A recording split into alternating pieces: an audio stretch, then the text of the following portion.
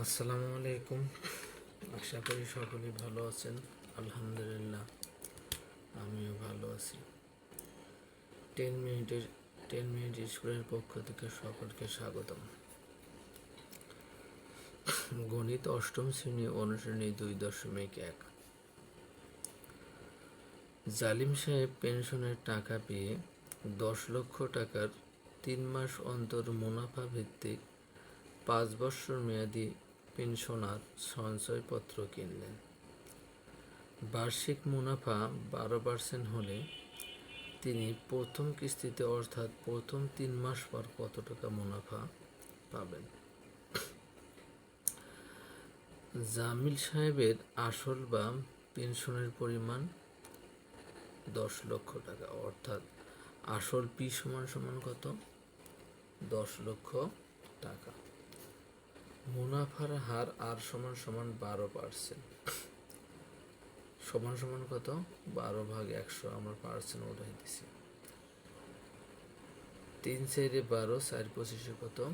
100 টাকা। সময় n সমান সমান 3/12। আমরা এখানে 3 দিছি 3 মাস অন্তর, অর্থাৎ 3 মাস পর উনি সঞ্চয়পত্রটা কিনছে এই সিস্টেমে। তাহলে 3×3, 3×4=12, 1/, কত? 12 বছর, অর্থাৎ 3 মাস পর মুনাফার ক্ষেত্রে। সরল মুনাফা বা মুনাফা আয় সমান সমান আমরা কি জানি? PNR সমান সমান পির মান জানি আমরা 10 লক্ষ গুণন n এর মান জানি আমরা কত? 1/4 গুণন r এর মান জানি কত? 3/, কত? 25।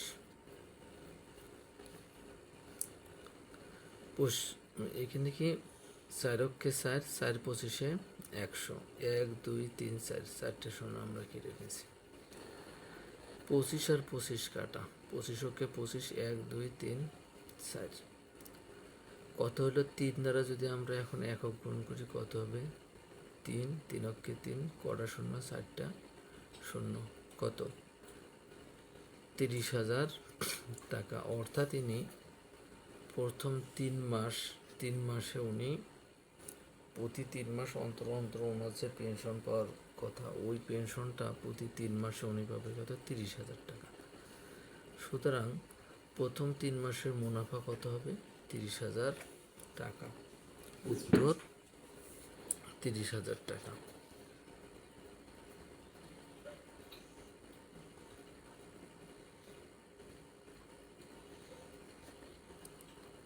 30,000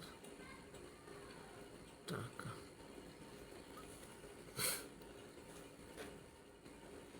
সকলকে ধন্যবাদ।